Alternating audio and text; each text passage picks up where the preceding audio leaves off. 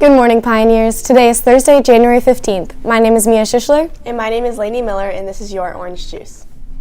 Calling all writers, photographers, designers, and video producers, the Orange Media Journalism program is looking for you. If you're interested in magazine writing, yearbook design, or TV news, sign up for Introduction to Journalism when you register for classes next year. Intro makes you eligible for multimedia journalism, yearbook, broadcast, or the Courier. For more information, visit Ms. Phillips in room 2213 or Mr. Nicola in room 2222. Letters for Rose is a student-led organization that has teens write personalized letters and cards for seniors in nursing homes. The groups will meet this Wednesday after school in Mrs. Callen's room 2221. Freshmen will have a class meeting during flex period today, January 15th. This is the last grade that needs to do their second semester meeting, so be sure to attend. Attention freshmen, sophomores, and juniors. Olentangy Teacher Academy applications for next year are now open. You'll earn high school credit and college credit, graduation cords, service hours, and more. For questions, email sunday_weekly@olsd.us. Now, here's Lauren with a look into the new phone policy. Hey Pioneers, let's take a look into the statewide phone policy going into effect this semester. So the law states that each district has to adopt a board policy that prohibits cell phone use during the instructional day. During the first semester, we said, if you have them out in the hallways or the lunchroom, as long as it's for instructional purposes, then that's okay. And we had enough walkthroughs from, representatives that they saw that a lot of students were not using it for instructional use. So we had to kind of crack down, and this wasn't necessarily an Orange thing. This was the whole district. So the whole district obviously has to align with the law.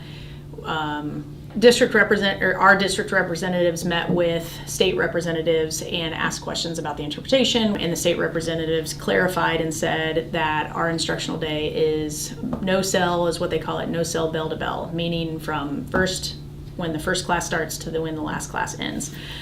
So across the district, we cannot allow students to have phones in the hallways or the lunchrooms, and everything else kind of stays the same. So just thinking about the new cell phone policy where the students are going to keep their phones in their bags. The pros and cons, the pros of it, I think, would be that the students will hopefully interact with each other more.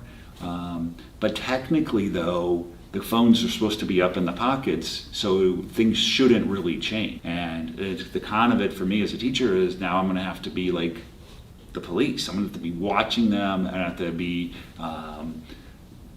going around more, making sure nobody has their phones out, and it's going to be a lot harder for me to police it. The same thing with quizzes and tests.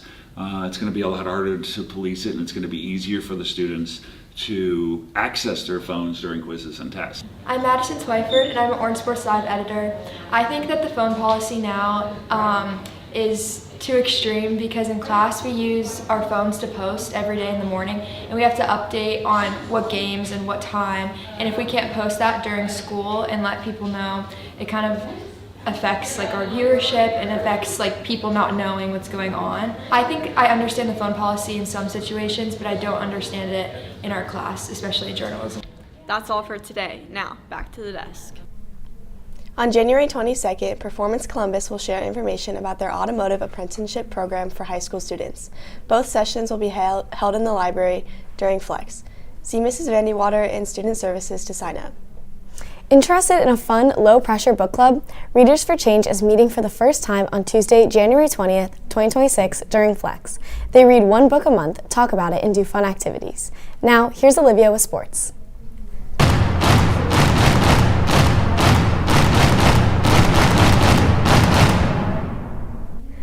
For sports, Just Boys Wrestling competed last evening as they battled and dropped a 67-12 OCC match to nationally ranked Dublin Coffin. Freshman 106 Gray Weidenheimer and sophomore 113 Colin Long both have wins for the Pioneers. They head to Maumee Bay Invitational this weekend for a Friday and Saturday tournament. Hockey is on this Friday against Mentor to kick off their 3-day Pioneer Classic. All games will take place at the Chiller North. Both boys and girls basketball are on Friday against Liberty as the girls host and the boys head to Liberty for the Challenge. The challenge benefits the Natalie Gray Foundation, which raises money for brain cancer research. That's all for sports. Now back to the desk. The Environmental Club is collecting denim donations for Habitat for Humanity. This is the last day to donate. Denim from any brand is accepted but must be at least 90% cotton. Service hours are awarded as follows. 1 item is 1 hour, 3 items is 2 hours, and 5 or more items are 3 hours. Donations should be brought to Mrs. Timmons' room 1204 and labeled with your full name for credit. That's all for today, Pioneers. Make sure to follow us on all our socials at OHS Juice and tune to our live radio station, WPOP The Pulp. For The Juice, I'm Mia Schischler. And I'm Lainey Miller. Remember to stay juicy, Pioneers, and please stand for the pledge. I pledge allegiance to the flag of the United States of America and to the republic for which it stands, one nation, under God, indivisible, with liberty and justice for all.